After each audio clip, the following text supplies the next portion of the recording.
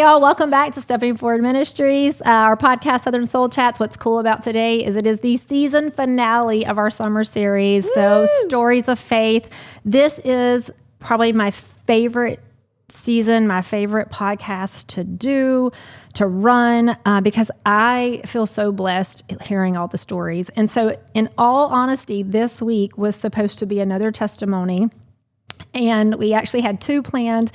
And neither one worked out. And that's just how God does it sometimes. And so best laid plan. I'm telling you. And so there'd been something on my heart, but I just wasn't really sure about it. And then it didn't work out. And, my good friend Leah Dyer, you guys know her. I ran it by her and she was like, I think that's a great idea. And we got together and compared some notes. And so today we are literally... like, what is it? Flipping. The tables have turned. The tables have turned. Yes. And so for all of you who've heard the voice of the famous Leah Dyer on Southern Soul Chats, today you get to see her beautiful face. So it is my great honor and pleasure to introduce today's host, Leah Dyer. That's terrifying. She's so excited. Don't let her lie to you. And what we've decided to do today is in talking, like this year has been crazy. And in talking, Leah and I talking, it's been 3 years. 3 years that this ministry birthed, started, feels like a roller coaster that shot out and hasn't stopped. Like a bullet roller coaster. Yes, like a bullet. And so we wanted to circle back around and just like update and tell you where we're at 3 years later. And so the best way to do that was for me to sit in this chair and her to sit in that chair. We'll determine if it's the best. We'll see how it was this the goes. Best. Totally the best. So I would like you all to give a warm welcome to your host today, Leah Dyer. I am so happy to be here. Thank you. They've heard your voice. Like I always lot. feel like it's way past due that they're seeing your face because they've heard your voice last summer. Yeah. All of last summer. Yeah. And then they've heard your voice in just different here and there's, right? And then I know they've heard your name or they've read your name in a bulletin or like you read our prayer last year for school. Yep. So like Leah Dyer has been everywhere, but it's who is this mystery woman, Leah Dyer? It's me. Hello. So this ought to be really fun.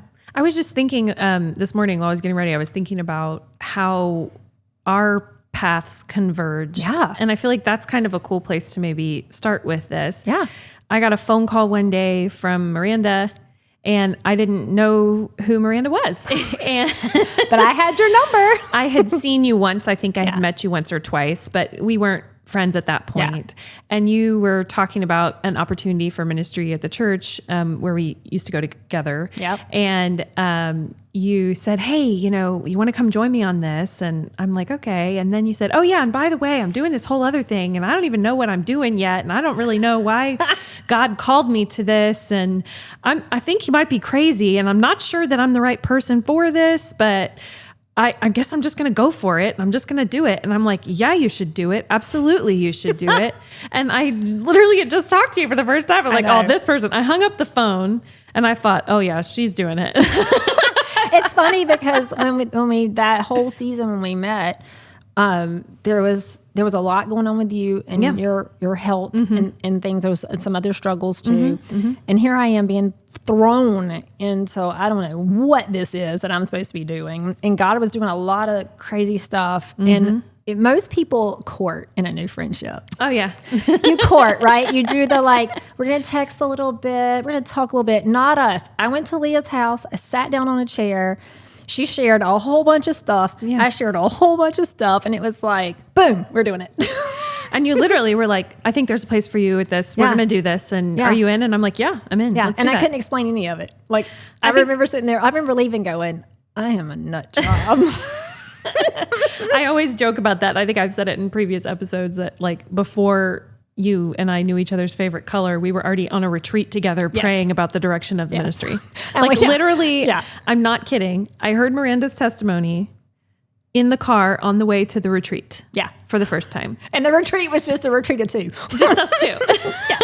Yeah. But sometimes your spirit just knows, you know, and I think it's been a real privilege to walk alongside you in this. You know, I told my husband sometimes it feels like a Barnabas situation, you know, I'm just there to encourage and support. And so it is kind of cool to get to talk to you about it today, because we've been talking about it for 3 years. Every single constantly day. Yeah. That's constantly. that's what's really unique about having Leah be able to do this, is that Leah honestly has a front row seat with a huge bucket of popcorn to my life, in not just ministry, but all the intimate details, the ins and outs, the ups and downs, the good days, the bad days.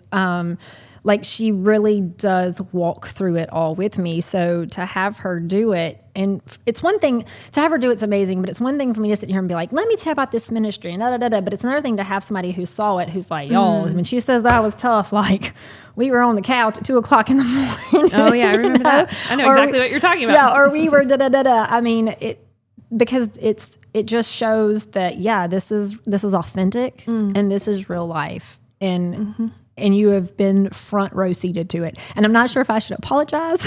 It's a privilege, actually. I mean, of course it's challenging. Of course it's hard. But I think the reason that there was an instant connection there and a trust, I think it was like a sisterhood right away, was because the Holy Spirit was ready to go. And we were both responsive in that moment. I think it's cool too. When you think about in the history of Scripture, when you read it, a lot of times it's just, here I am, send me. Yeah. And you have no idea None. what you're getting into. You just know that you want to be on the team of that God. Do you know what I mean? Yeah. And I think that was really what it was for you. You had your time of sort of doubting that the calling was right and all of that, and not wanting to move. But the moment you were ready, you decided, I'm just going to do this. Here I am. Let's go. Yeah. It was like God just, I want to say threw up all over it, but that's a terrible thing to say. Look, he was definitely on a fast track program. He just poured it out. It was like, and then you're going, oh my gosh, I got to keep up now. So and let's talk about that. It has felt that way. It has felt that way. And I would say it still kind of feels that way, but we're finally, as we get through this, like, and you hear more, it's finally like a more steady, like there still are some places like that, but I think finally after 3 years, maybe. Well, there's a rhythm to it. I think finding the rhythm. When you see God's faithfulness happen enough, we're going to talk about it today. I'm going to ask you about that, because it is relentless faithfulness. It's pretty remarkable what he's done and what he's multiplied with. Basically, you're just, here I am, send me, you know? And that was the instruction Jesus gave. Follow me. Yeah. That was it. Yeah. Right. And that's what you chose to do. So there becomes this rhythm, right? Where you get a crazy calling, you go, oh my gosh, no. And then you go, wait a minute. Yeah. I've done this before. He's going to show up. Yeah. If he's calling me to do this and I feel inadequate, that's probably a sign it's time to go. Yeah. Because that means you're not going to take the reins. Yeah. So take me back to that. Yeah. Take me back to the very beginning, 3 years ago, and kind of where we left off. I was trying to remember where we left off in your initial podcast episodes where you talked about. So we had started at the end. So let's back up so people understand. So we started the very first podcast, I didn't know what in the world, like I'm not a podcaster. You were just going to tell your story. Yeah. So I was going to tell my story with Tanya. Mm-hmm. And so for the first 3 episodes of Southern Soul Chats, that's what we did. We didn't really tell much of a backstory, like who I was or where I came from or all my dirty laundry.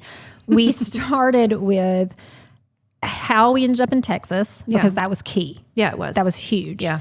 How God sent me back to Alabama. Mm-hmm. And then we talked about how being here over a course of what was now 3 years ago. So what, year 5, because this is year 8, 5, 6, 7. Yeah. So year 5, we were at year 5 in Texas. And that we had put our yes on the table. Yep. This was our first podcast. We didn't know what we were doing, but here you go. And our season's going to be a lot of people like us sharing their testimonies. And literally, I would turn the microphone off and be like, oh, dear Lord. Help me. I hope that didn't suck. Yeah. Oh, please let this be okay, because I don't know what I'm doing. I was thinking Leah's back, so it better not be an hour and a half episode. They're like, we just got down to 45 all of minutes. You who listened to it before the video. So we just pretty much left off with, this is who we are. This is what God's called. This is the ministry. Yeah. And at this moment, 5 years ago, all we know is we're starting a podcast. And we're just going to pray that God works the rest out. Because at that point, we were only able to start the podcast because we had had our first fundraiser and we had raised the money to do it. And so it was really still very new and very wet. Yeah, it was. And chaotic. It was. So what did God put on your mind when you started that? What was he saying to you about stepping forward? Then what's crazy is that when stepping forward, the yes happened, because if you watch, you find out that I pulled a Jonah and I really tried to run, and I fast and furious, and there was months. And so literally when I just put the yes on the table, as Brad Kilgore so graciously gave me the best ministerial advice you could, right? That was what I got, was just put your yes on the table and he'll work it out. And I thought, you went to school for that? Wow, okay. I'm going to need to go to therapy for this later. Wow, this is going to be a lot of fun, Brad. But I did. I put the yes on the table when all the things happened. And all I could remember with Stepping Forward Ministries was just, here I am, Lord. And if you're asking me to do this, I know you ask other people too. So how can I work in that space? And what can I do? And podcasting was never originally on the table. Never. No, I remember that. Yeah, it came up. Yeah, it was more, we were really in a season of just like, well, how do you do this? Because do you write? Do you start writing and then you put something out? Do you just try to go speak in places? Well, nobody knows who you are, so why they don't want you to speak? Why? Because you have this story about coming to Texas. Woo, that's real special, right? So, what is it? And one of my board members, who I just love, he just kept saying, Miranda, I just keep coming back. I just keep coming back to what's popular right now is podcasting, and it's easy, and it wouldn't cost us that much. We could you could fundraise for that, and I was the whole time I'm on the phone, and I'm just like, I hate social media. I don't even listen to podcasts, and I don't have anything to say, so I don't know. But what happened is, what God did in that moment was one of the very first things that I remember and that stick out to me, is that prior to that conversation, there had been a nudge about possibly a podcast, but I couldn't understand the nudge because I didn't know anything about podcasts. To me, 3 years ago, I thought podcasting was this major thing, right? Huge. And broadcast kind of person. Oh, you've got to have all this stuff, and it's so expensive. And it seemed very, very showy almost, right? And production, again, production. Yeah. And I'm thinking, I don't even have a story. So what am I going to product, Product. Yeah, what am I going to product for a production? And so, yes, this is what we're working with, people. So when Joe said that to me on the phone call that we had, instantly God took me to that moment where it was like that seed. And so I just thought about it and leaned into it. And as a board, we all met, we talked about it, and we were just like, let's just see what God does. If he provides the money, we'll do it. Yeah. I mean, do you think that was the biggest step of faith that you took after?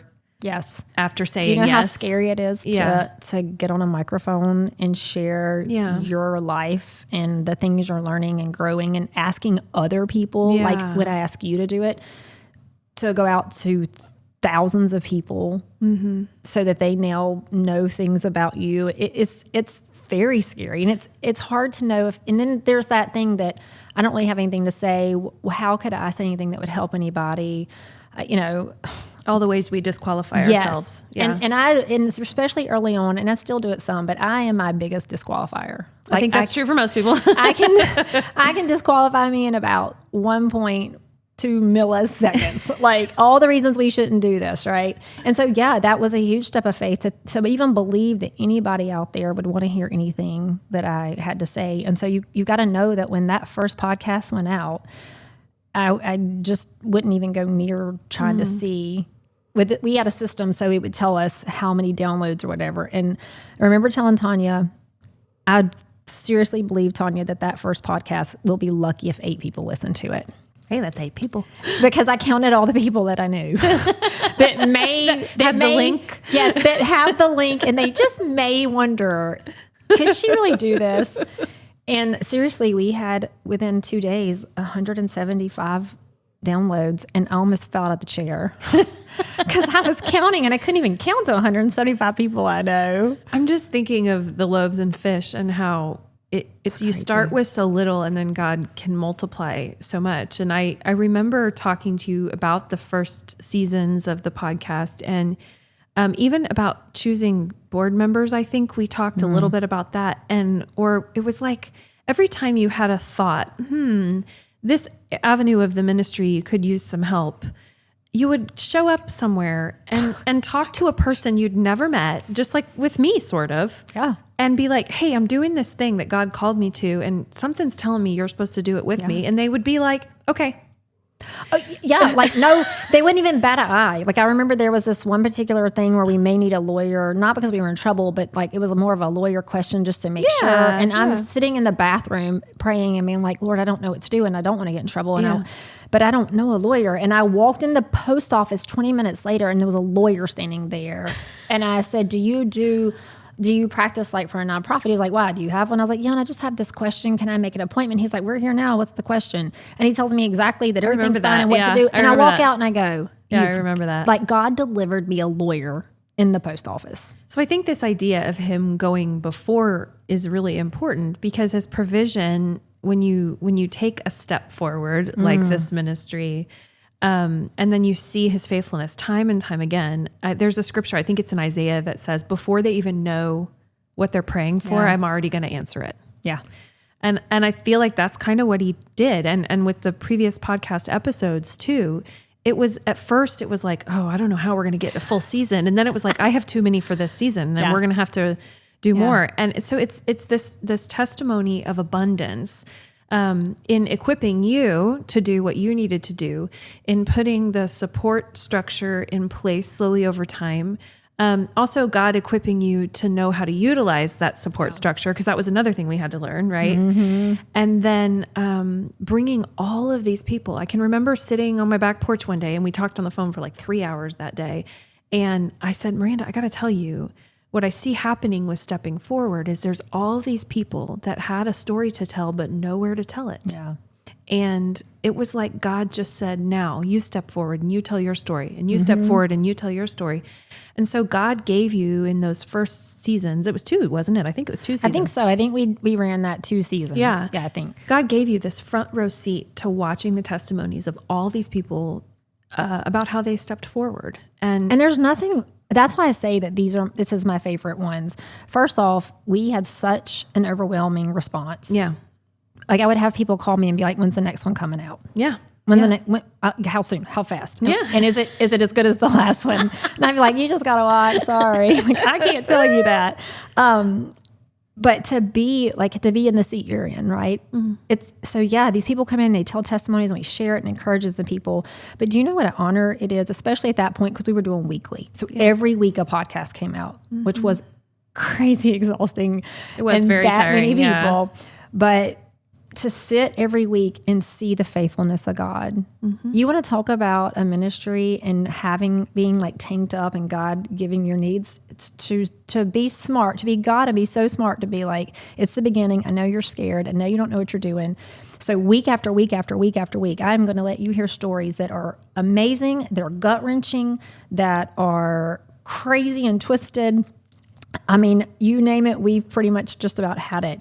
And then in every one of those stories, you're going to see how faithful I was. And then how can you think that I wouldn't be that faithful to you? And there's a biblical link to that. I mean, we see it in Old Testament tradition of that oral history, people telling the stories of what God did over and over again. Tell your children, tell their children, tell their children. And so it's cool to think that God unwittingly, no, he knew, you were unwittingly made a part. I was the unwit. Yeah. Made a part of this. And so there's beautiful provision for you there. And I mean, I think we can't talk about provision without talking about the financial provision, because the word nonprofit means what it sounds like.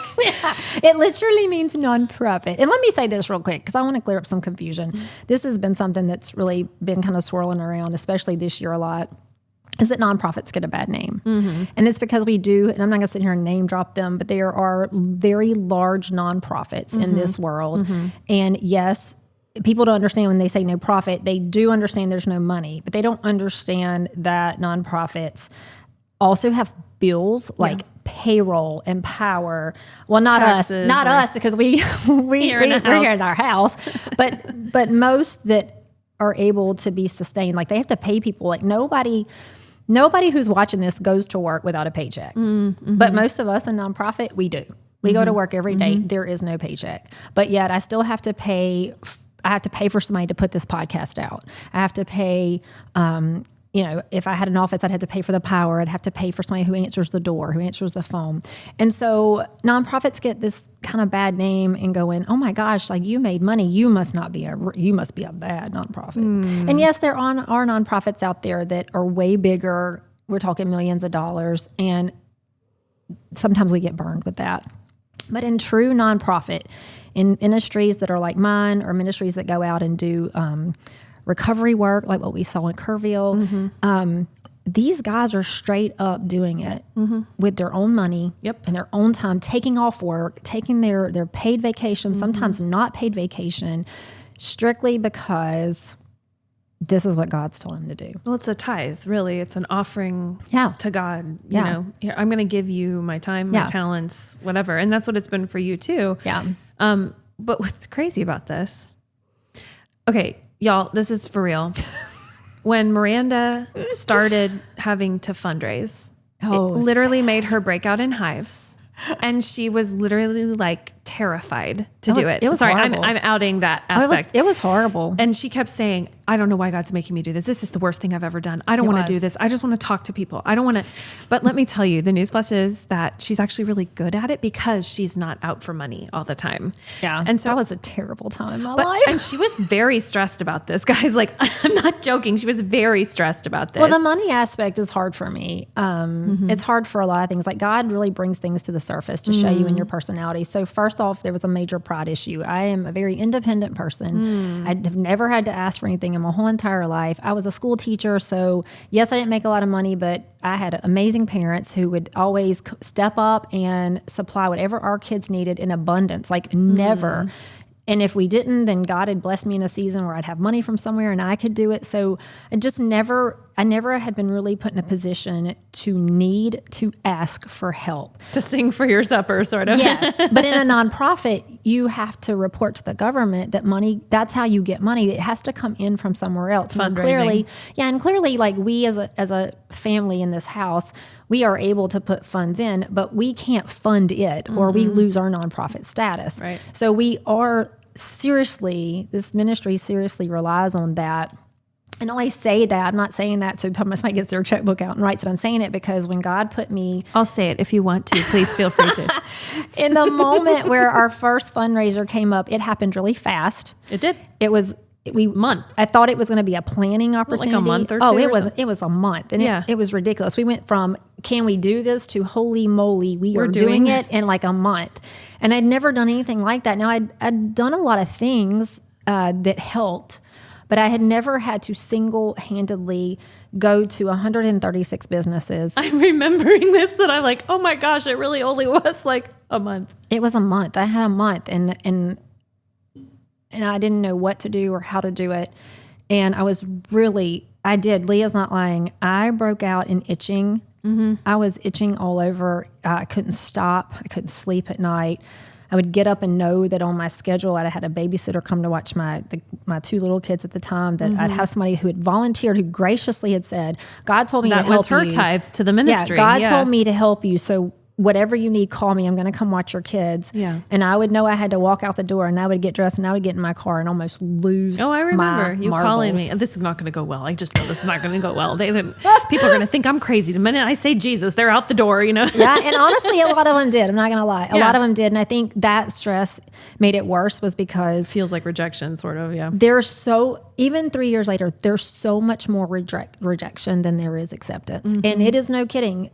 A large part of that, I don't want to say everybody, because that wouldn't be true.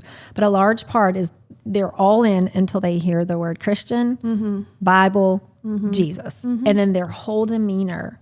And it really upset me. It made me mad. And then it made it to where it felt like I was defeated before I could even go and take another step. But even in that moment, I had forgot about this until right now. Even in that moment, I walked into a pool store that's local. Oh yeah, I remember that too. And I went to the pool store to ask for a sponsorship, and because that was what I was doing with the local businesses for what our fundraiser was. And there was a pastor.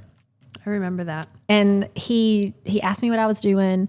I told him how disheartened I was. And he sat there and gave me a 20-minute sermon. I remember that. And it was just God's divine appointment that he knew I was going there, and he knew that I was beat up and I didn't want to go one more day. Matter of fact, we can shut this whole thing down if this is what it looks like. Well, I'm thinking of even Paul's letters talking about, if you only knew what we went through in that town, the places they were stoned, run out of town, they were, they were put in prison. You think, well, that was like then. Like, no, it is now. And in other countries in our world, it is now also. Yeah. But there's a version of it that was happening with you too. This idea that like, tough. I didn't expect people to, it's already awkward enough to ask for financial support, right? Yeah. But then you're going to like it feels like virtue signaling to somebody else, sort of. They're now we're going to get judged. And I'm sure the pastors who are watching this are thinking, the second I say I'm a pastor, it's over, Mm-hmm. Or with you, the second I say I'm a counselor or therapist, you're going to hear all their dirty laundry. Yeah. But I want to know, so tell me, what did God do financially? Is there stuff that stands out to you that just knocks your socks off? Yes. There's so many. Yes, all 3 years. So our tournament, we have a pickleball tournament, and just the way God orchestrated that was daggone amazing anyway. So we have this pickleball tournament, and the first year, I'll never forget this, who was going to be a soon board member. He wasn't at the time. He was helping me transition it from how it had been handled into us handling it. Right. He sat me on the couch, and he's really businesslike, and he's like, Miranda, what are you hoping to earn? And Miranda, in her very $3.50 business-like sense, said, I mean, if we can make $5,000, I think that might cover it. And I'll never forget, he looked at me and he said, wait, what? And I was like, just $5,000. If we can do that. He's like, Miranda, oh my. We got to think bigger, child. Miranda, are you is that what you think God can do? And I was like, I don't really know. But it seems like a lot of money, and I knew we needed podcast stuff, so I knew how much it cost. Yeah. And so I was like, and it's what a great example of me minimizing, right? Me thinking in my little pea brain self, this is all God can do. Like, could you imagine if with the fish and loaves, like if they're like, well, here's my fish and loaves, and God had been like, well, I'll add one more, see if that'll handle it. Because that's the mentality, right? It's like, that's how you felt. What's the mentality that you receive not because you ask? Yes, not. Yes. And so I will never forget. Kenny sat there and he goes, "How about we just aim for like 10?" I was like, "Can we say 7,500? Because 10 seems really like a lot. Like no need in like getting crazy here." And he's just like, "Oh, Miranda, oh, Miranda." So fundraiser happens. The cool thing about the sponsorships and all the things, even the saying God and Bible and people being like, the cool thing is that God taught me quite a few things. And one of them was, it doesn't come from where you think it comes from. No, that's true. Yeah. And that what I didn't know when I stepped out of my door and broke out in knives and shakes and couldn't sleep for days and that I was going to die was that God had already strategically placed every single person that he had already put on their heart that when this girl walks in for whatever reason, they're ready. You're going to want to do something. They're ready. Yeah. And this is what you're going to do. And they didn't know it either. Right. So they didn't know it. They didn't know this girl's going to show up and be itching all over and trying to hide it for the 5 minutes she's talking to you. And y'all, there's no joke about this. It got to be at the point, there was this season of time like that. And it wasn't just before pickleball. It was around and after pickleball too, where I kind of just knew if you called in the afternoon, it was going to be to tell me something God had just done. Crazy. It was crazy. And it was that much blessing and provision being poured out. And we made $14,000. It's exceedingly more than you could ask or imagine. Everybody still goes, how did you make $14,000 on a neighborhood pickleball tournament? And God made it. Well, see, God told me to do blah, blah, blah. And it's just like anything else. Like, so the next year pickleball, so not this past year, but 2024, I didn't have the itching. I did have the anxiety. Yeah. The second year was a little easier because I'd faced what rejection looked like. There had been other bumps along the way in the ministry. You knew what to expect too. Right. Yeah. And I knew a little better. It helped that the people who had said yes to me, that when I returned to them, for the majority of them had said yes. So it was like a confidence builder. And then I found God, I just kind of found new people. And then this year, and in that year, we went up a little bit to like 15 or 16. And I'm like, holy moly, I didn't even think we could do 14 again. I mean, hear me again, ye of so little faith. And then like this year, we almost hit $18,000. That's amazing. And that was, we had a rained out day. We had rained out day. We had two rained out days. Yeah. I mean, it was looking like we had the Hot Mess Express. But it's not just that. Like I said, it's not just the pickleball. What I can tell you firsthand is that this ministry, that God has orchestrated every single thing. And for every crazy thing he has said to me that I thought there's just no way I can do this. I don't even know where to start or how to think or how to wrap my head. Not only has he shown up in it, but he has provided to almost the penny every single year. Yeah. Yeah. Every single year. Yeah. And I think there's this beautiful thing. So you're a go-getter, capable, smart, energetic human. So people would expect you to accomplish stuff, to do stuff. And you probably expect that yourself. You're used to it. You're used to just going and getting it and doing what you have to do. The cool thing about what happened here is that there was this humility that was forced, if that makes any sense, where God was like, Miranda, just in case you think that this is you, I'm going to actually ask you to operate from a place of weakness the whole time. It's very humbling. Yeah. But that humility brings in this whole other level of awe. And I think you needed that awe to fuel this crazy train that you hopped on, that God asked you to hop on. It makes you bold. Yeah. And I think only God can make you feel humbled and emboldened at the same time. Oh yeah. It's insane. Yeah. It's truly insane. And it's something, I don't know how other people operate and what they do, but it's something to look back over the 3 years and be like, God did it. God did it. God did it. God did it. Like I find myself in year 3 with people asking like, how do you do this? Or, oh my gosh, how do you manage all these things? And before it'd be like, well, it's hard, but we knock it out. And now I'm just like, I don't, God does. God does it. Yeah. And let's talk about that because, sometimes the way God does it, we've seen it happen over and over again, is he brings all these relationships into your life, different people that support different aspects, and they come at like just the right time. And sometimes they're only there for a little time and then they move on to the next thing they're doing. Can you tell me a little bit about the unexpected opportunities you had and the relationships that supported you and sustained you through this time? Because there's been a lot of them. So it's just like the money, right? When I was saying going out and God had placed those people, he does the same thing strategically with all the aspects of what he calls you to do. It's not that he just shows up because there's a financial need, right? God knows first and foremost what he wants from this ministry more than I do. That's right. I really just wake up every morning and I'm like, okay, here I am, Lord, I came back. What are we going to do today? That's really what it is. Yeah. And so along the way, he's also done the same things with relationship and people. Early on, we did realize as a group, but for me specifically, there's so much of a need in all the communities, no matter what state you're watching this in, where you live, whatever. You can walk out your front door and there's need. I have a lot of kids, so I see a lot of kids in need. Because of my counseling degree, I seem to be around a lot of people who have need in those areas too. And so I knew right away that beyond what was happening with the podcast or what God was calling to do here or there, that we had a unique opportunity to help people in a financial way as well. Along the way. Unplanned. Yes, unplanned. Yeah. Like my heart was just... prayerfully considered, but that's unplanned. Right. Yes. My heart just was like, okay, you can't take in $14,000 and not do something. Yes, did the ministry need it? Yes, because podcast equipment is not cheap. Having a web page is not cheap. Well, you even traveled for some of the episodes. Yeah, I had to travel. So there are expenses, right? I mean, even though my time is not paid for, not here in the earthly sense, right? There are other things, but to look at it and not do something to give back or to help, that didn't seem right to me. Well, it's like burying the talents that the master gave you under the tree instead of investing. Yeah. And so we and just like that, we didn't even know how. Like we're still trying to figure out, is there a form you fill out? But up until this point, like God is just, the people just show up. Somebody knows somebody who knows somebody that call us.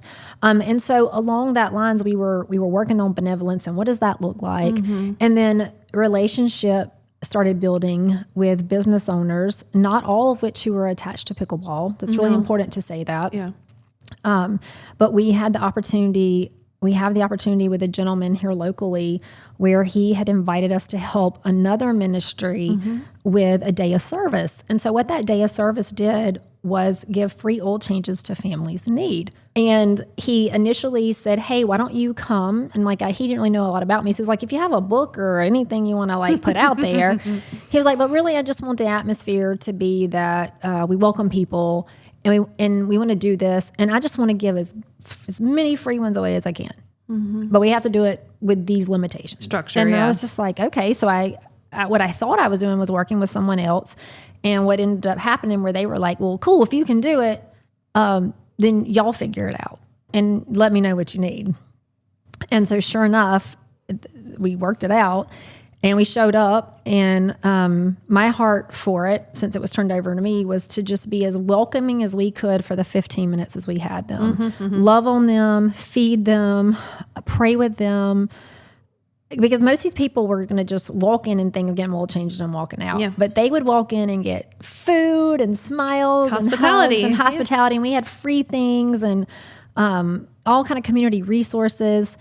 And we just loved on people. And we didn't expect anything in return. We weren't asking for anything. We shared our podcast. We shared, here's who we are and what we're doing. Still, a year in, we're figuring it out, but we're there, right? Well, let me tell you this. When she says figuring it out, what she means is literally calling, hey, do you have a table? Hey, I need a basket to put she wasn't even, so when we say there was all this fundraising that happened, she didn't even buy the basket for the prayer requests until a year plus later. in. So she's really piecing it together. Yeah, we have been piecing it together. How do you can't write a budget for the money if you don't know how the ministry is. Yeah. So I remember that season, well, actually really the first year and a half sort of being okay, I think I'm getting an idea.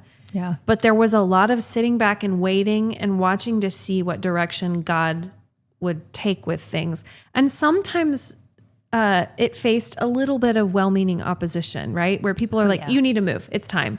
And you're like, I'm going to move when God says it's time. Yeah. And so I would think part of that too was about trusting your own relationship with God to help you move through that and develop and cultivate the relationships you needed to, so you could do service projects like that. Yeah. Which ones do you do? Which ones do you just help this way? Right? And what was cool about that was it was our first year to do it. And, again, when we do things, I'm not ever expecting, I don't know if for all I know, we may never do it again. So I seize the moment. I pour everything into what we're doing because that's just my heart and that's who I am. And then later, if something, if there's another opportunity, great. That's, I know people are like, oh my gosh, but that's just kind of how this is developed. And so through that year, we had made that relationship. We made a relationship through pickleball, which was really a crazy relationship because that person met us through pickleball, had a meeting, just wanted to know more. They were just curious. God was doing things in their life and they weren't really sure and they wanted to know what we were doing. What does this look like? And the relationship started developing while all this is going on. And let me tell you about both of these relationships. There's been so many. We could spend the whole podcast, but these two stand out most to me because in one aspect, the gentleman with the oil change, we did it again the next year. Yep. We doubled how we were able to help. Yeah. We had more families. We ended up being able to give, a lot of you guys donated to our gift card drive, which we'll probably be doing again soon. Thank you. And yes, thank you. We were able to put in almost half of the cars an additional gift card because you got to understand that these families that I hate to use the word targeting, but we do specifically look for a certain demographic of families for this event. It's people who really need it. It's the people who really need it, right? And so we would surprise them with a $25 gift card because a lot of them used the gas to get there and they didn't know how they were going to get back home, but they needed that oil change. Yeah. And what was cool about it, what happened the next year, which was this past year, was we were invited to come back. We had double the cars, and then God created another relationship with a church nearby who had a food pantry. I remember that. And so we found out the weekend before the dates, it was about to be a food pantry drive. They had about 65 to 85 cars that showed up. They put a flyer and everyone, and then went window to window to window to make sure they knew about it. And they called us that afternoon and were like, we've got to tell you what happened. These people are crying. They're saying, you don't know, I just told somebody I didn't know how I was going to get an oil change. I'm about to go park my car because I can't drive it and I don't have the money. And my registration that day, I was at a kids sporting event on a Saturday. I knew the food drive was happening. I remember all of this. Yeah, I'm not really thinking anything past, like, thank goodness that people will get it.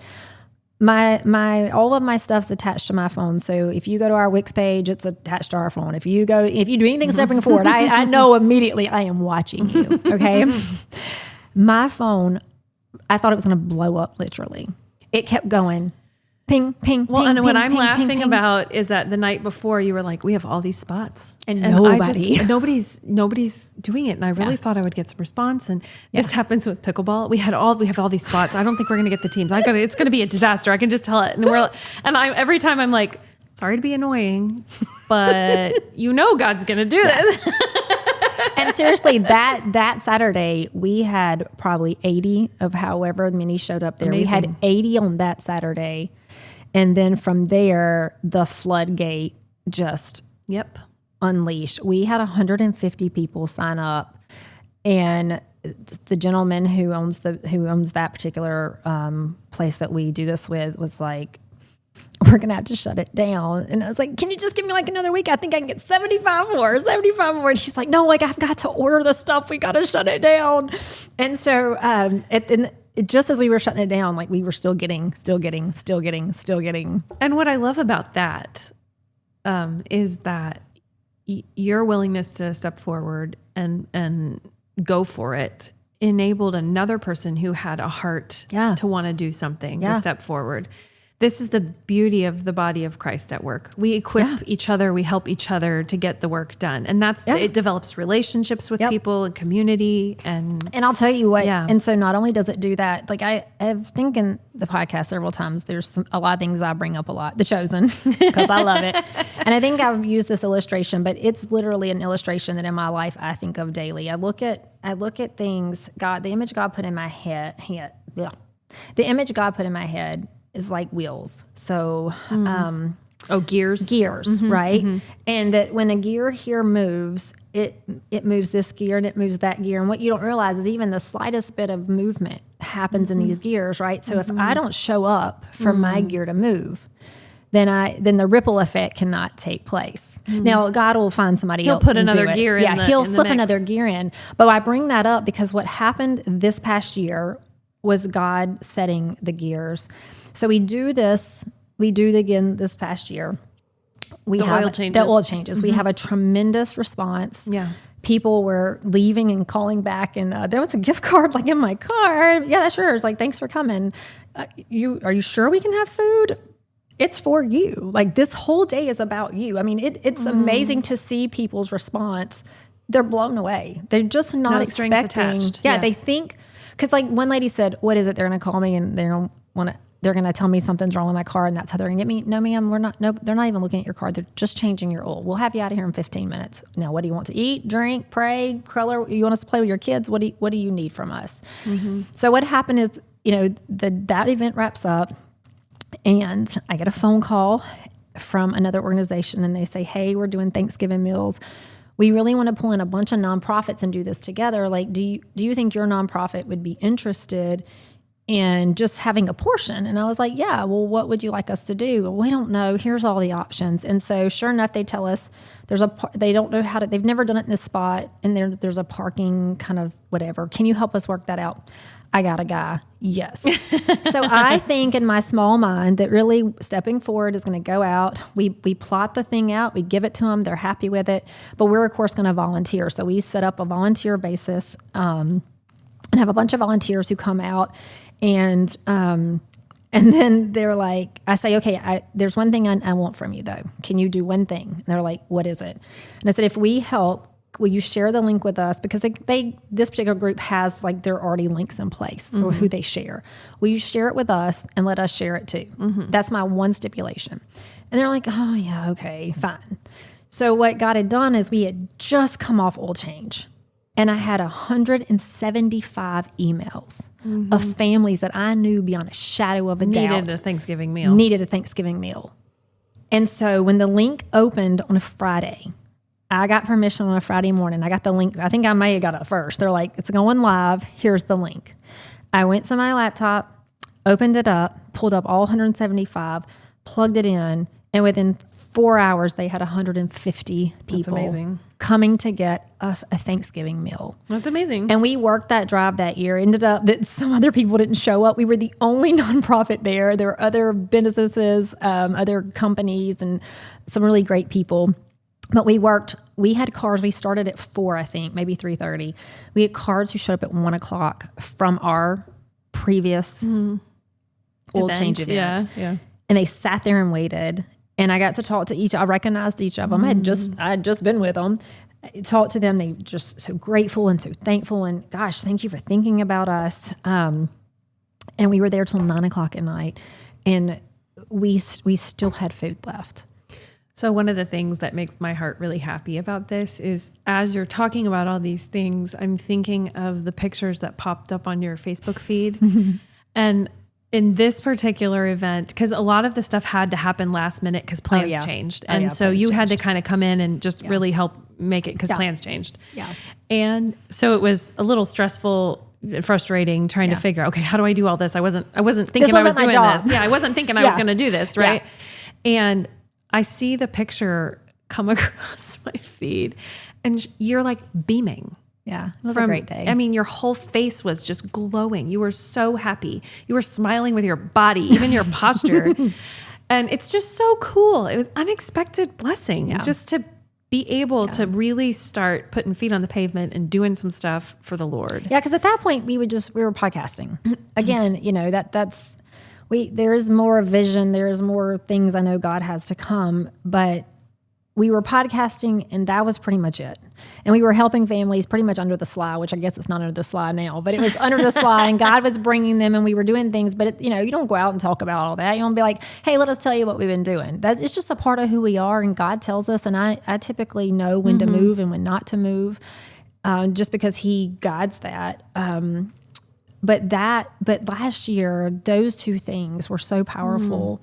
And I was able to bring my kids out to both and show them what service looked like and loving on people. Yeah. And, there was a long line, so we get to talk to people and sometimes people share and sometimes they don't, we had a prayer line, they had a prayer team there. And so it's one thing to talk about the hands and the feet. And I know I had somebody ask me in Kerrville recently when I was there, where's the scripture that says hands and feet? And I was like, it's the whole Bible.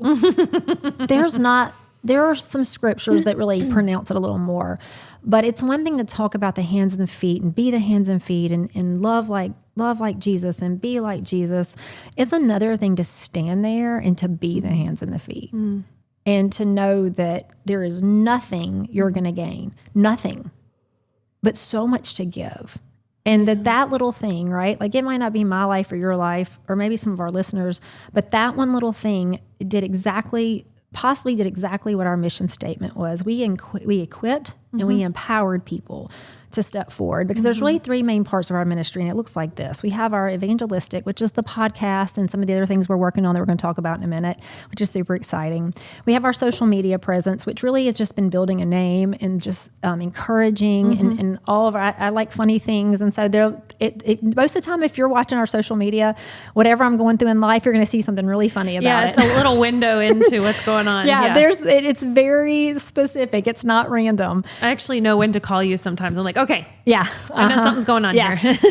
And so you have that aspect, and then we have this benevolence, this part, right? And all of it's great. It's great. But it's three unique areas that God has said, do this. Here, talk about me. Here, encourage people to point back to me. And here, just go love on people. And that's our mission statement, like I said, is to empower and equip. And that's what we do.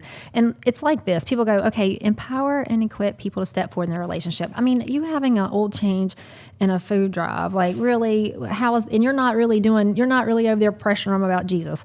Let me tell you like this. If a kid shows up to school and they couldn't eat breakfast, do you think they're successful in their day?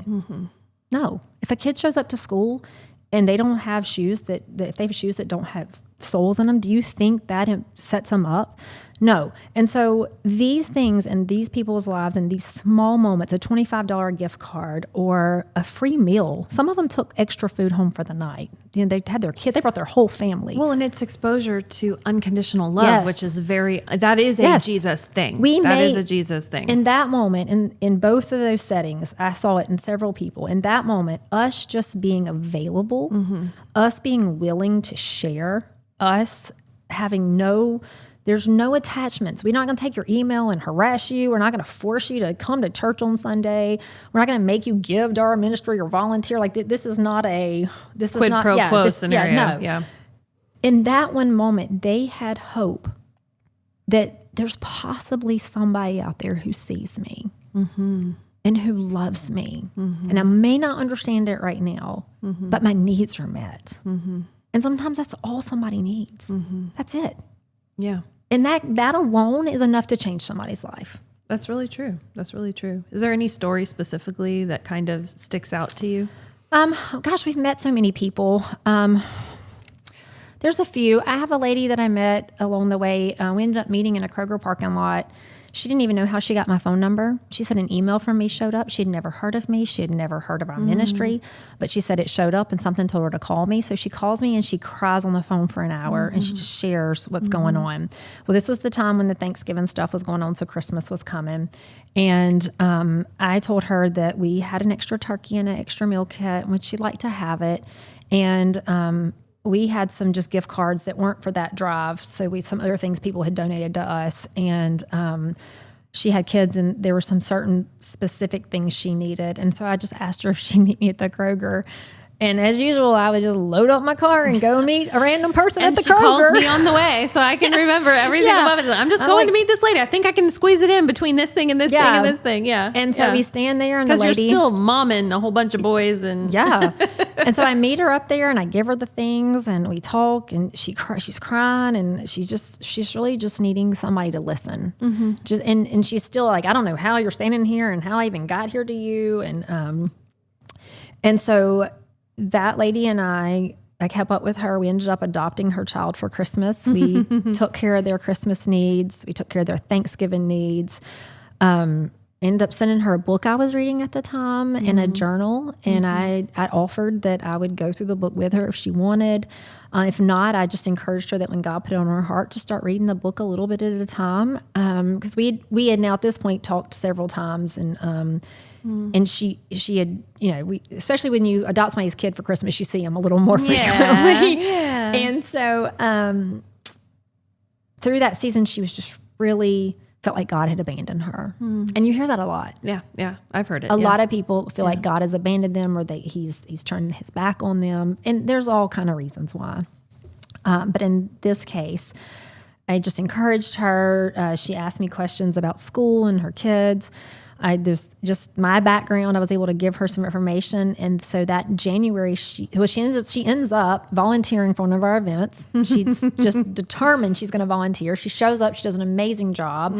And in that January after Christmas, I get a call, and she says, "You know what? I just thought about all the things you've been telling me, and how life can change, but I got to step into it, and I got to trust God." And she's like, "I signed up for college, and I got in." That's amazing. She's in her late 50s, and she started. She's like, "I'm changing my life. Some of these patterns, some of these people, some of these things. I've heard what you said, and I've spoken with her not as frequently, but a little bit, and she's doing great in school. And her daughter also went to college. That's amazing. And again, it's those gears, right? You just don't know. You don't know what that one ripple little effect, thing happens and the impact. So here's a woman in her 50s who's going to college with a bunch of 20-year-olds. Yeah. And now her 20-year-old's going, and now her son is watching that and seeing the faithfulness of God play out. And that's what changes lives. It's not me. It's not Stepping Forward Ministries. It is letting God lead. And riding that coattail. And when he says stop and go, stop and do, stop, period. Even if it doesn't make sense to me or I think it's silly or I can't do it, he already knows. He already knows he's provided. He already knows it's set up. He's just waiting on me to be obedient. And I think Stepping Forward Ministries for me has been a huge lesson on obedience in the last 3 years. Yeah. And I think the interesting thing about that is when you first started, and it still is at the heart of it, is very community driven. But there was this shift that started happening a little while ago where all of a sudden God started calling you out, like out. Yeah, like out of the community, where all of a sudden there was this, you were in the middle of kind of studying about Paul's missionary journeys and trying to figure out, I remember you saying, I don't know why God is asking me to look at this. I'm like, well, it's not going to come back void. So just keep doing whatever you're doing. Yeah. And then you got these global opportunities. So can you talk about some of the global travel that's happened? So welcome to 2026. Let me tell you that this year has been 2025. Well, yeah, but 2026 is when it kicked off. Okay, yeah, there we go. We'll back up to 2025, but 2025. 25. Sorry, yeah. Yes, she is correct. She's already thinking ahead, guys. That's good. I know what's coming in 2026. The changes are in 2026. Yes. So 2025, this year, so January to sitting here today, has been nothing short than the most craziest ride of my life. Yeah. Like if we're going to go up from here, I'm not even sure what that looks like. Matter of fact, I need lots of sleep and lots of prayer. Okay? So last year, Leah's right. Last year, a little before, probably between the Thanksgiving and the Christmas things that we're talking about, I was determined last year to read the New Testament altogether. So I jumped on the Bible recap. I said, starting in September, I'm reading the whole New Testament cover to cover without stopping. And as I got into getting ready to wrap that up towards Christmas, God really started pushing in on some things. And they were around Paul. And God kept telling me to look at his journey, look at his map. Well, I did the very Christian thing and didn't do it. And here I am in ministry. I know all of you just turned it all off, right? I'm really hard-headed sometimes. It takes a few times. And ministry's taxing. Let's be honest. Yeah. So I think there's an aspect of that here that's important too. Yeah. When you're pouring out all that amazing stuff, you do need to be restored and refilled. And so I think this is actually part of that. Yeah. And so it just keeps on. And like we're on day 4 of my quiet time and getting closer to the Bible recap, wrapping up. I'm so excited that I've done this. God's just like opening up scripture like I've never, especially Revelation. Like I am seeing Revelation and understanding in a way I've never, ever been able to understand. I'm super excited about it. I'm just super pumped. But this daggone thing about Paul just keeps on and keeps on. So like day 3, I do it again. I'm not looking at a map. Like, this doesn't even make sense. I'm telling Leah, this makes no sense. I don't know it. So day 4 of Bible recap, here it comes again. The quiet time's happening, the map. And I'm like, stupid map. And then at the end of the podcast, she says, in today's resources, we have a map of Paul's journey. I was like, yes, I am a dumb sheep. Yes, I am a dumb sheep. We're just dumb sheep. We're just dumb sheep. And so sure enough, I pull up the map, and in the moment, let me explain to you something about this map. In the moment, I don't really know what I'm looking at. Yeah. Clearly, it's a map.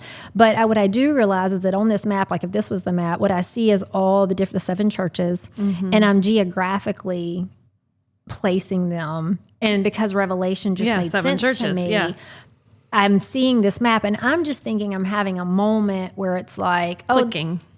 Yeah, like this, I am a visual learner. So it's like God was saying, oh, hey, why don't you use your visual learning style and see this?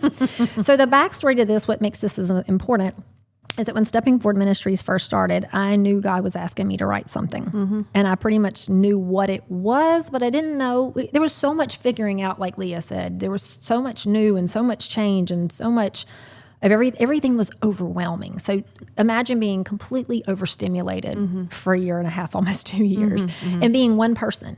So you're doing all the things. So like when you email, I answer. When you social media, it's me. When there are events, oh, guess what? Me.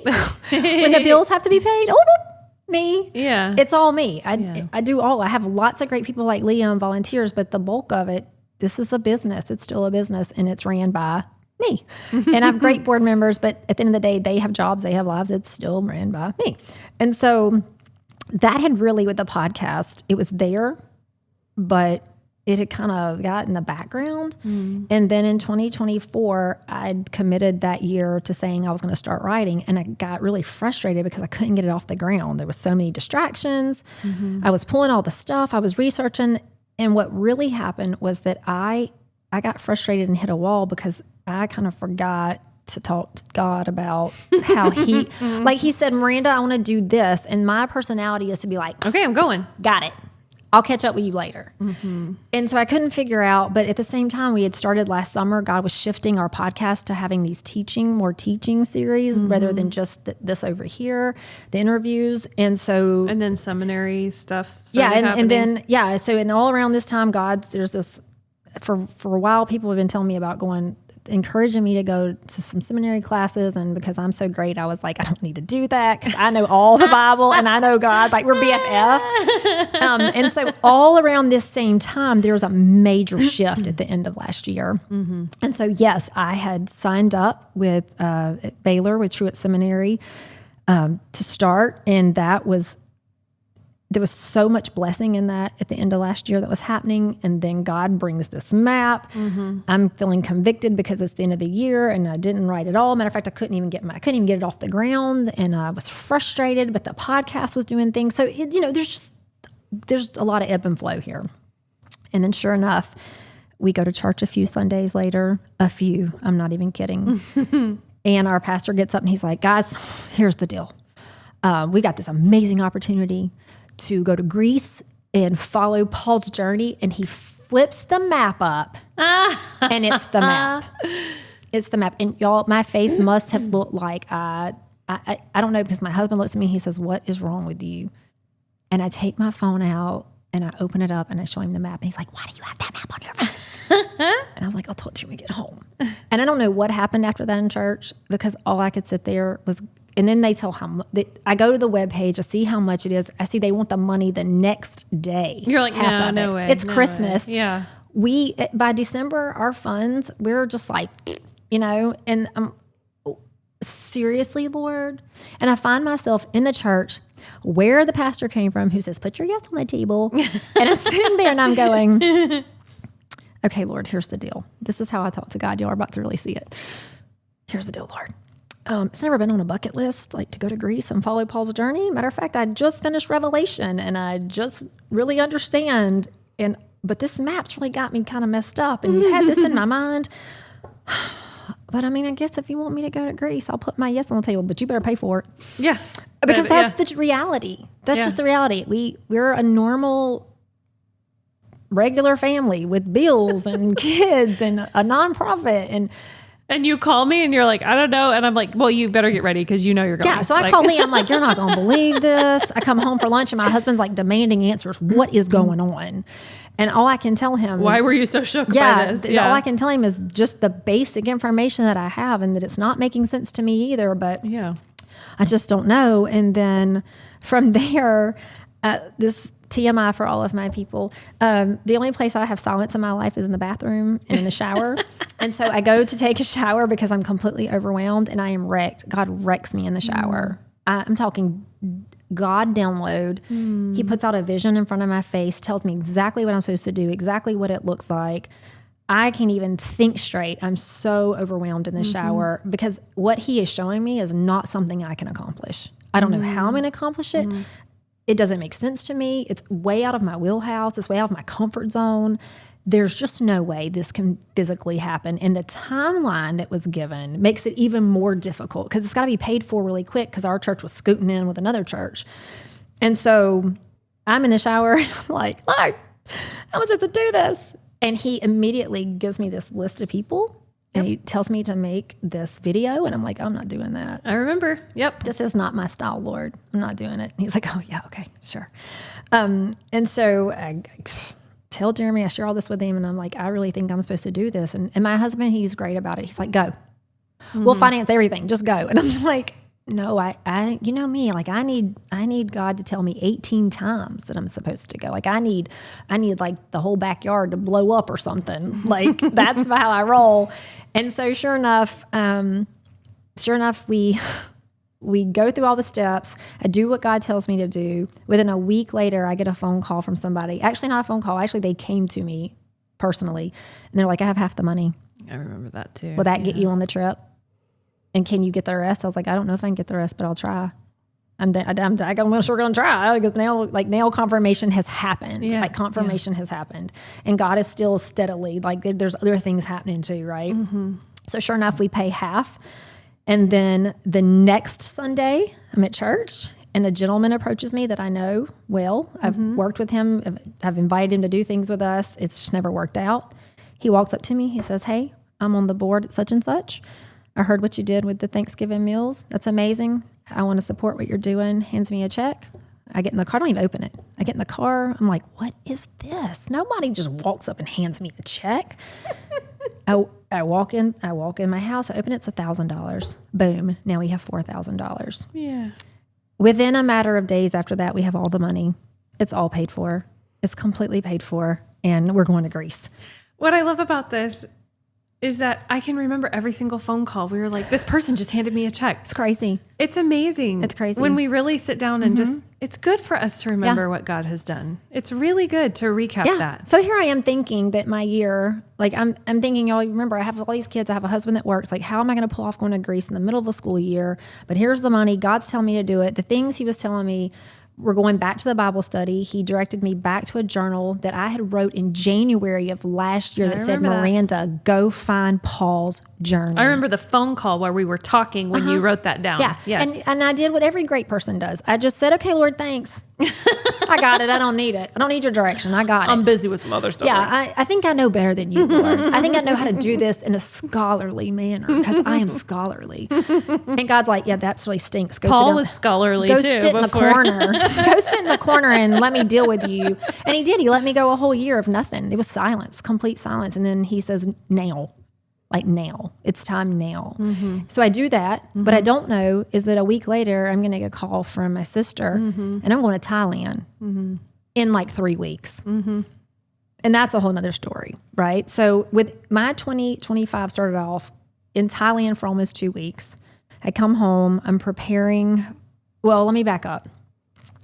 As if all that wasn't enough, we get the opportunity with Baylor to podcast. I just took a step of faith and asked them if they would like to join to podcast with us. And again, I don't know if they're crazy or I am, but they said yes. And so they were ready. They say yes. The season I thought God had planned, he definitely had it planned, but he had a different vision. And we just went with it because we want to do things the way God wants to do it, not the way Miranda wants to do it. And so, so we find out right there that we're going to podcast with them. It's going to happen really quickly. We also find out that we've raised enough money to move to all of this. Right? So we are no longer just audio. We're going to put our big faces in the camera for everybody to see.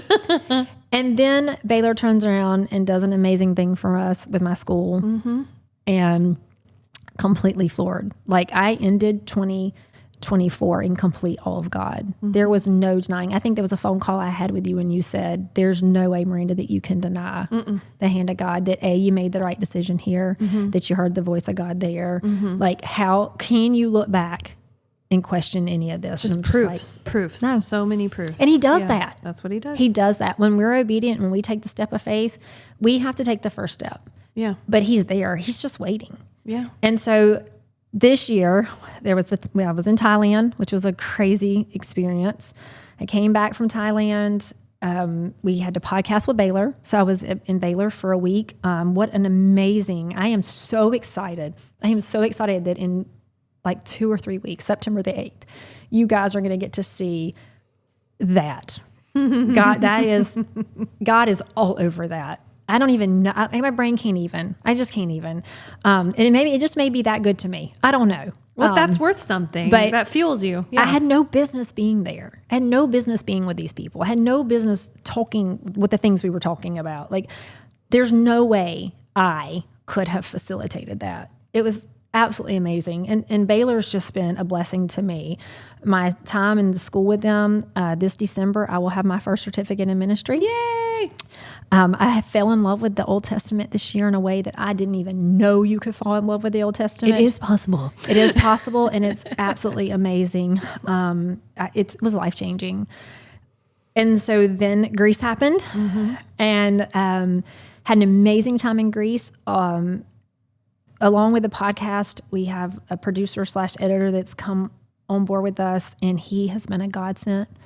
I mean, he is amazing. Yes. There's not enough I could do for him to repay for what he has done for us. Amazing. And he just sees something in me and in this ministry, and God just put him right where he is with us. And there's not enough time for me to even go into that. And then, like I said, we came back from Greece. There was this short amount of time as a family. I feel like I've been gone from my family a lot this year, which has been difficult. Yeah, it's been hard. Yeah. I came back. We had a child that had a birthday, so we took what was supposed to be like a couple of days just to be away at the river or the lake to celebrate his birthday and to be together as a family. And then it was going to be right out the summer because I know what the year's coming and I have a lot of work to do ahead of me. And so it was like, okay, we're just going to enjoy summer. Well, while we are there, we find out about Kerrville and the flooding and Camp Mystic. And while I'm there, y'all, seriously, while I am there sitting on a deck, watching my kids in water, play on a lake, a body of water, my mother's heart is just crumbling. Yeah. That I'm sitting here laughing and frolicking, and my kids are on a rope swing and they are giggling, and there are parents who just lost their kids. There are people in other states who just lost their family members. I mean, if you guys didn't see it, there were houses floating down the river. Yeah, literally floating. Yeah. And in that moment, if they stayed together, a lot of them just most of them got broken. destroyed. But the news caught the floating or the with people in the house. Yes, I remember beating on it, screaming for help in the pitch black dark. And so in the moment, I just was overwhelmed with so much hurt for them as a mom and just as a person, a human, right? Watching this and watching people scream to their death. It's just so casually being recorded on a phone, right? Yeah. Thinking about me sending my kids to church camp and never questioning would they come back. Yeah. So you got to think all of these things. I think a lot of our watchers, listeners understand that because I think it did that for a lot of people. Yeah. And so in that moment, though, I'm feeling a stirring. Like I have a nonprofit, I have a ministry. There has to be something like, God, I know, God, what do you want me to do? But it's in God's fashion. He doesn't always just plop it out. He doesn't just, there's a feeling, there's a notion, there's a nudge. And so I came home and for days, I just sat in the chair and I'd just be like, Lord, I feel something, but is it my mother's heart? Is it my emotions? Or are you asking me to do something? And this is all happening very quickly. So like come home, a couple of days, and lo and behold, the crazy thing about God again setting up is that we mutually have some friends who God just called to move to Kerrville before all this. And that's a crazy story as well. And they were there house hunting. They were there. Yeah. They just were on higher ground. Yeah. And so I was getting all the knowledge and information from them, and I was checking on them. Are you okay? Do you need anything? Can we help? Because they were stuck. They couldn't come back. No, I remember that. The road, the bridge, it was gone. And no, we're okay. We're actually ministering and loving on people here, and people are loving on us. And this is actually amazing because here they are about to move there, and they're getting a firsthand knowledge on the culture of these people in Kerrville and community. So because of that, I am just on the Stepping Forward Ministry page on Facebook, and I see on that feed something pop up with a girl just pretty much doing what she knows and like asking for help. And so I just reach out and I'm like, I have a nonprofit. What can I do? And no joke, 12 hours later, I'm in my car driving to Kerrville with no clue. On the phone with me again. It's the only time she has time to talk to me because her life's so crazy. Yeah. So it's when she's driving places. Yeah. So 3.5 hour drive. I land in not in Kerrville, but just outside of Kerrville, in Bernie. And I spend a Friday, Saturday, Sunday around the clock. We obviously don't have time in this episode to get into all of that. Yeah. But the provision, we're talking truckloads of provision that God, she just went, but she was like, I don't have any supplies. And then they thought they might get some, but they couldn't show up. And then eventually her husband is coming with the kids. An 18-wheeler with my kids. with a whole bunch of stuff because some churches got together and donated a whole bunch of stuff. And there was Connection, another nonprofit there, opened up their doors and let us come in and set up home base. So much God. We went from one end, from Kerrville to another end. God had a ministry that reached out to us with support dogs, therapy dogs. I called people here who linked me up with therapists that I had come up there and partner with me that we could take out into the community. We started getting truckloads. We don't even know where they came from. Yeah. And then we were getting calls over there. Can you go here? Can you go there? We met nonprofits there who were doing search and rescue, who needed help, who needed specific things. Supplies. Specific things. Because you guys, when things like this happen, we do tend to think about the people it happened to, because clearly that's what you see. You see the families, you see the children, you see all the devastation. What you don't see behind the work are the first responders. All the people. The hundreds of people who come from other states who are sleeping in their car and cooking with their own cookers and food just to feed people, whether it's people who are working or people who are who don't have a meal, right? You see search and rescue teams show up who don't get paid a dime, who work around the clock and bring horses and mules and dogs. And in this particular situation, and I think I'm learning this, in all situations, they get overlooked because the immediate need is the people. Well, they need help too. So we literally found them under a bridge. That's where they were search and rescuing. One of them. We had other people we were helping too. But they just started telling us, we need this, we need that. And my phone, I don't know how people got my phone number, but I'm getting calls from outside of Texas, South Carolina. What can we do? What can we do? My neighbor's here. How can we help? And so we were able to get a lot of things that are actually more expensive type search and recovery things that they couldn't get their hands on. Because you got to remember, guys, everything's gone. Yeah, you're just not going up to Walmart. No. Because all the Walmarts for miles are just bought out. So, and nobody's helping these nonprofits. So we spent 3 or 4 days in Kerrville. I didn't know where I was going to stay. I stayed with a stranger in a house that was donated to her, and because I was helping with this and that. Provision. One night, the flooding rose again. While I was there, I was in an area of a flood zone. About 10 o'clock at night, I had to pack up my stuff and go find a hotel room. I had tried to get a hotel room closer to where I was in Bernie the night before. There were none. I called for miles, couldn't get a hotel room. When I found out about the floodwaters, I started getting warnings from people in relationship there talking about, you need to get out, you're going to get stuck. And when the first responders tell you that, I had first responders tell me, get out, don't stay there tonight.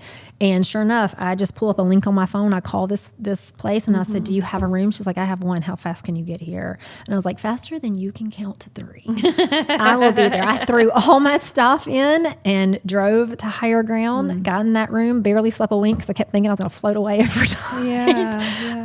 But got back at it the next day and just met wonderful people, saw God move in amazing ways, saw people come together, learned a lot about how these things work.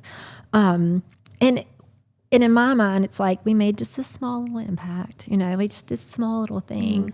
But in reality, I think that's where it starts, Leah. It starts with small little things.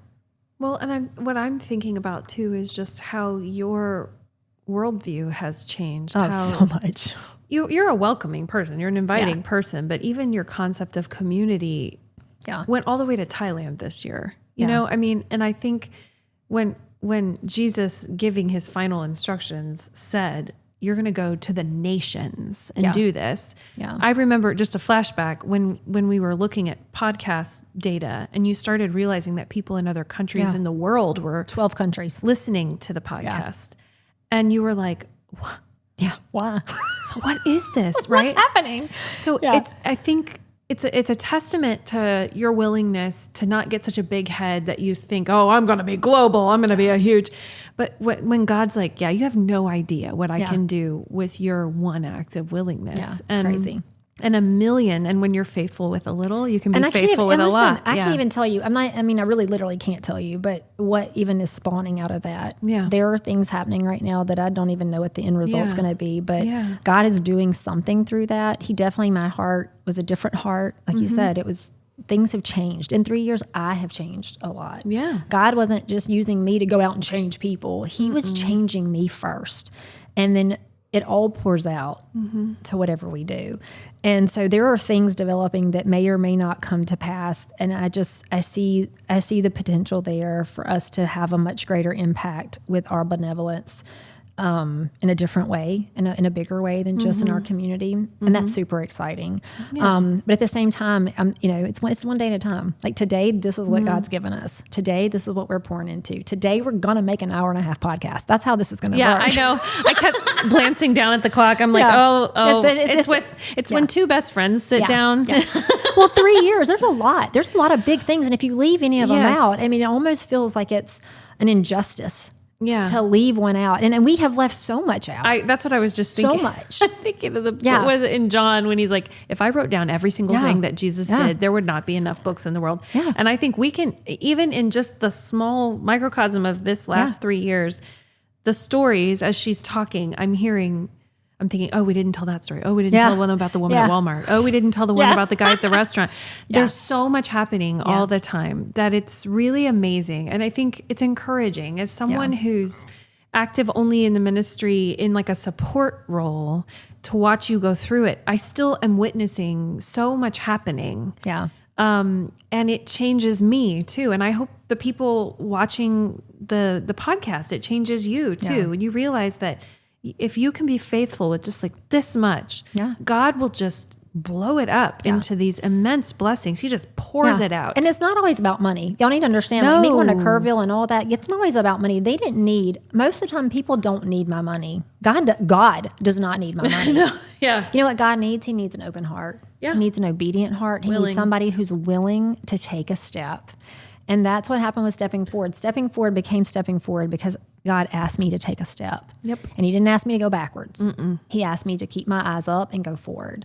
And that is Stepping Forward Ministries. It is a literal nonprofit that's of action. Because it's happening every day in what we do. God is asking me and putting me in places and positions of things that are really uncomfortable for me. Sometimes things that don't go all the way, it doesn't always go the way I think it's going to go. And God goes, plot twist. And we do it a different way.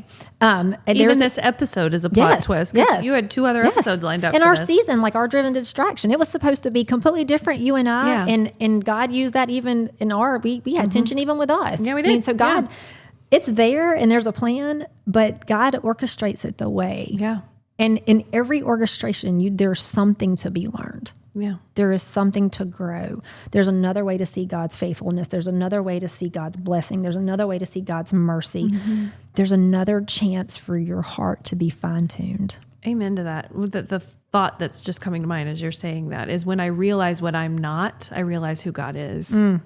Yes. So it's in those areas of weakness. I'm not a fundraiser.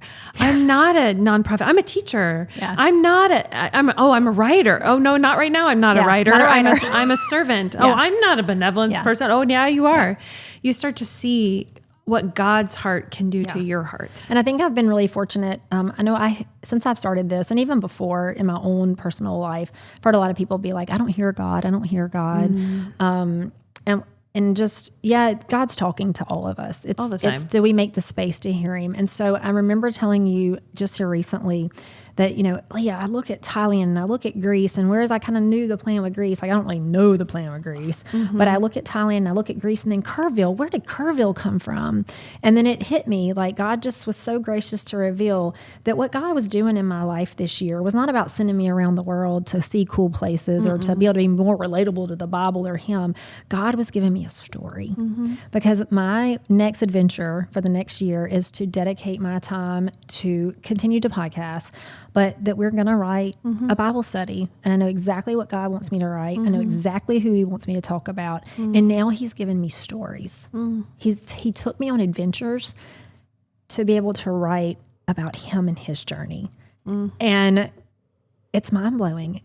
I'm absolutely, I know when I called you, I was like, Leah, I think he's writing the Bible study through this. And I told you, like Thailand. Well, it's your God stories. Yeah. Like Thailand, like here's what happened. And then like Greece, and here's what happened. And here's Kerrville, and here's things in my marriage, and here's things in my friendships, and here's things with my children. Like, I think God's writing the chapters, and he does. When you show up and you're obedient, God writes the chapters. One thing Leah's always told me is she's like, don't write your own story, Miranda. Put the pen down, Miranda. But you can. You can have confidence in God to put the pen down and let God write your story.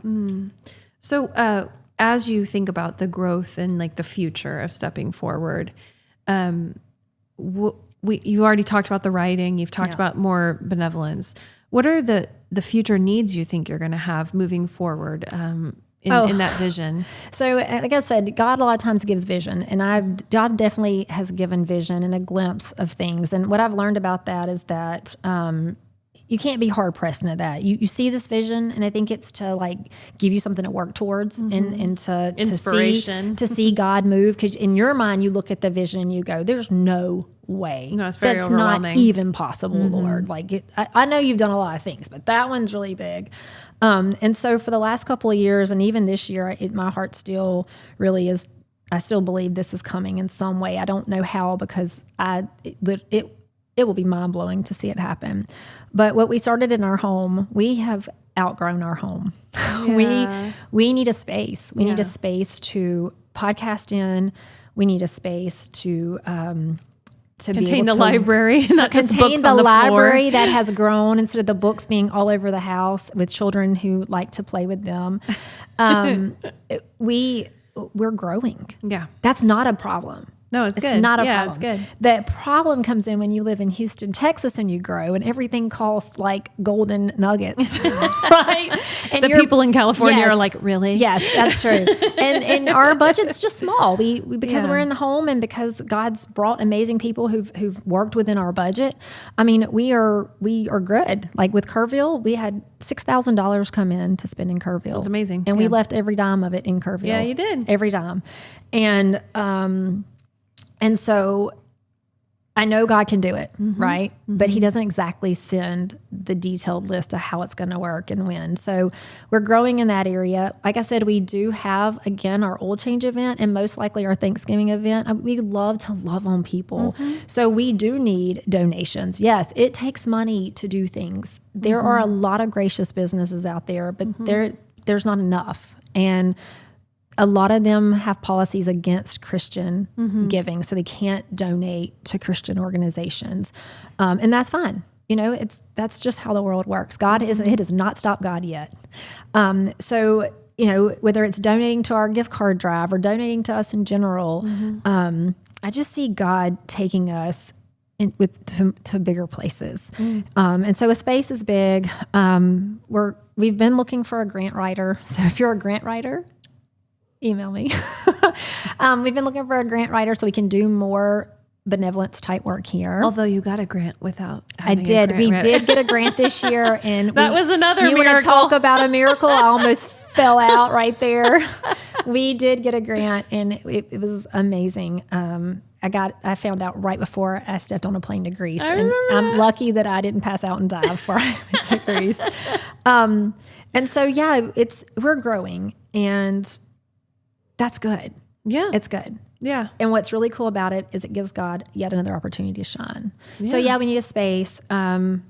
Space, grant writer, some sort of social media assistance too, right? We've been looking, we're looking at interns. We've had some great interns, but interns come and go because as school comes and goes, they're only able to do what they can. So we really are looking for help in social media area and our webpage. Growth. We're growing, and a space would be great. And people go, when they hear that, they're always like, well, how much would it cost? We're looking at $33,000 a year in rent. Okay, so that's why it's a miracle. That's why it's a miracle. $33,000 a year in rent. That's not anything else. That's not keeping the power on. That's not having water running. Or furniture for it. That's no furniture. And so last year I kind of got bummed about it because I thought we had an opportunity and we were going to get something. We had found a space that was perfect. Like I just felt like it was in my bones. It was right. It didn't work out. And then God just reminded me, hey, we do things in my time. That's right. And so I believe that's going to happen. We are going to be putting out next year sometime a Bible study. So, just lots of prayer. Yeah. Lots of prayer for that. There's something else we're working on too, putting out before that's going to go with that Bible study. It's part of the vision that God gave me for that. And so honestly, yeah, money's always big.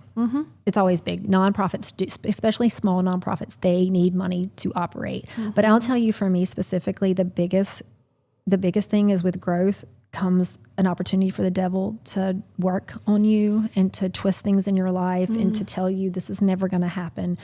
This is all just luck. At any time it's all, y'all, you should know, all of us know how it works. And it's been physical challenges too. I a lot of the stories you're telling about what God did and called you to, I also know all of the ways that Satan tried to stop it. Oh yeah. And there's been some of major them physical ways too. Yeah. That prayer for covering is big. So prayer is really huge. Just when you think about, in your quiet time or your time down, who can I pray for? Let's pray for us. We need it. After you watch the podcast. Yeah. Pray. And then built-in time. Yeah. So then you can just write it in your daily devotional to pray for us. Just prayer, because, I want to always know or always feel like I'm making the right choices. I want to know that God's hands in what we're doing. I want to know that the people we're associating with are the right people. I want to know that when we get called out to do something, that God's leading us there. I want to know that we're being obedient. I want to know that whatever our small seed looks like, that we were in the right place at the right time, and then God will send the rest. I don't have to worry about that. That's a big thing I've learned this year, is that sometimes I'm just the planter. Sometimes I'm the waterer. Sometimes I'm just the encourager who talks to the flower and says, you can do this, And then there's sometimes those are people in my life too. So go follow us on social media. Share our podcast. Share. It doesn't take anything. It doesn't cost you a dime to hit the share button. It doesn't cost you a dime to follow or subscribe. You can subscribe to our newsletter. So it's just basic. It doesn't always have to be about money. It's not. It's helpful. It's helpful. If you have $33,000 lying around, that's or an great. Empty office space that's not getting rented out. Or an empty office space, that'd be great. But God's going to do it. Yeah. I don't know when. It may be this year. It may be next year. I don't know. He's going to do it. I just want this ministry to be what God wants it to be. And so the prayer is most important, because that prayer keeps me in line. It keeps me connected, keeps me encouraged. There are some days where this is really hard. Okay, so this is not a question we predetermined, but I think it might be a good way to sort of start wrapping this up. What would Miranda today say to Miranda, who was called into ministry in that church service all those years ago? What would you tell her as an encouragement and a promise? He is faithful. You're going to make me cry, Leah. Don't cry, Leah. I don't cry. No, she's not a crier. Yes. God is faithful. 3 years ago, I sat in that church scared to death. Yeah. I didn't want to give up the life that I thought God was asking me. It looked really good. Yeah. I was very happy. Yeah. I wanted to be very successful. There was lots of things Miranda wanted. And so to walk away from it into a very unknown space was very scary. Yeah. And there's still days it's scary. A lot of days are really better than other days. But it would have been really cool if in that moment, when I decided to jump in the belly of the whale, if 3 years later Miranda would have just grabbed me and said, God's faithful. God's faithful. Just wait and see. Just God's faithful. Yeah. Because he is. God is so faithful. I have seen it. If you want to talk about stones of remembrance, I've got boulders. I've got boulders. A whole wall. I've got boulders. I've got chips. I've got stones. People show up at the right time. Things just work out. Storms come, they clear out, and we do better than what we've ever done before. I think God says one thing, things shift, it's uncomfortable, but then God takes it and does something way better than I could have ever done with it. God is faithful. He's faithful, and it's helpful. It's so helpful to just to know that, and to even doing this today and sharing is more helpful to me than it probably is to listeners, because it is a reminder that if he can do this in 3 years, what can he do in 3 more? What will he do? He's taken me around the world. Do you know school teaching, I never went around the world? No, that's never. Right. That's right. But you know who took me around the world? God. And he didn't take me around to give me a vacation. He took me around to give me a story. Yeah. And I think you say it's this episode is just for it feels like it's more for you. It's not just for you, but, but if we think about that mission of stepping forward to empower and equip people, if anything, it's to understand that one act of faithfulness unleashes this beautiful storm of God's faithfulness. He will just take any little thing that you do. So if you're a person who's listening or watching who doesn't think that it's possible that you'll ever be used the way that Miranda was or Stepping Forward is, I challenge that every single second of that sentence coming out of your mouth. Absolutely. He can multiply the smallest things and they can have a profound impact. And even if it's something like what happened with Miranda, where a random person gave a little encouragement that just got her to the next big step, that multiplies out in ways we can never see. And so I think it is about his faithfulness. And I think it's about not just looking back, but trusting the future faithfulness, real confidence. I have way more confidence in what God's going to do next year, in the next year. I mean, there's still fears. There's still things I struggle with. Of course, I'm not perfect. I don't know how a lot of things are going to work out, but I do know that he's in it. And I know that when he's not, when I step over the line somewhere, or I'm not hearing, I'm plugged into other things, that he pulls back and he tugs and he's like, no. Yeah. No. Just like, let's start over. I'm thinking about those podcast episodes we did where we talked about the nature of God and the heart of God and his immutability, meaning like the fact that he's unchanging. Yeah. That means his love is unchanging. The capacity for him to offer grace and mercy while you're going through something scary or you're taking steps that you're not sure about. Yeah. His provision is unchanging. Yeah. He's faithful. He's so faithful. That's a good way to end it, isn't it? Yeah. God is faithful, people. Yeah. He is. And we're trying to be faithful at Stepping Forward too. Yeah. And so, you know what a blessing to have this platform. Yeah. Right? Yeah. It's really weird to sit on this side of the chair. I've never sat on this side of the chair. I've never done this side. Never done this before. But what a blessing. What a blessing to be able to share with you guys how we've seen God move. Like I said, we could do this for hours. I could sit here and tell you for 3 years all the things, and you would probably look at me and be like, I don't believe it. It's a ton of stories that you're just like, God. That's there's no God. There's no explanation. It's just God. And when you tell people, they're just like, what? And you're just like, yeah. That's been my life. But on the other side of that coin is struggle. Yeah. It's a lot of attack. Sometimes there's, a lot of confusion. Yeah. Do I do this? Do I do that? What's happening? I don't understand this. I can't see that. But God's even faithful in that.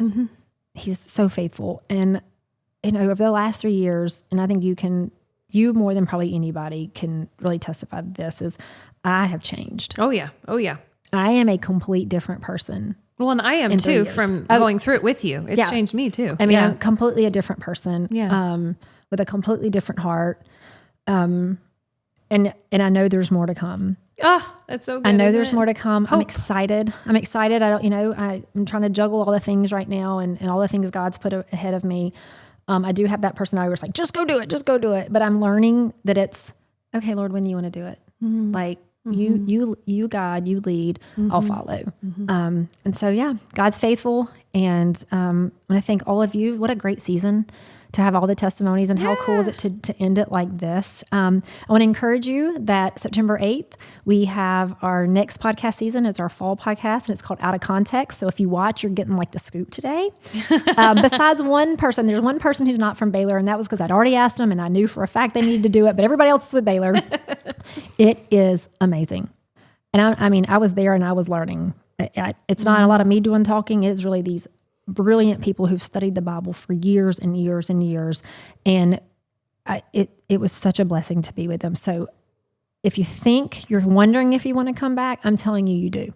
You want to come back September 8th, and you want to check out our new fall season.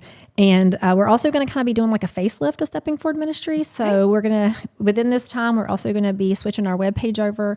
We've been working on it all summer. It's almost done. We got a few little things to work out, but we're going to get a facelift. And even our podcast cover that Leah has loved for years, it's going to get a facelift. We're working on that too. So you're really going to see, I think after 3 years, you're going to see us come into a new season. Which is exciting. Yeah. It's really exciting. It's exciting. That means there's growth. Yeah. So So just like buckle up and enjoy the ride. So I think that's how we're going to end it. Guys, God is faithful. And thank you for listening. Thank you for letting Leah and I do our hour and a half spiel, because that's just how it goes with Leah and I. We really do hope you've enjoyed this season. I really encourage you to come back September 8th and catch our fall podcast, which will run through December. We're also working on spring. We're going to be recording spring in October, November, and December. So please pray for that. God put something on my heart. I didn't know how we were going to pull it off. Yep. And God said, well, I won't say that. God said, let me show you what I can do. And so we have some amazing seasons coming up. And I think the best is yet to come. Yeah. So Amen. We'll see you later, guys. Bye, Bye. y'all. Thank you.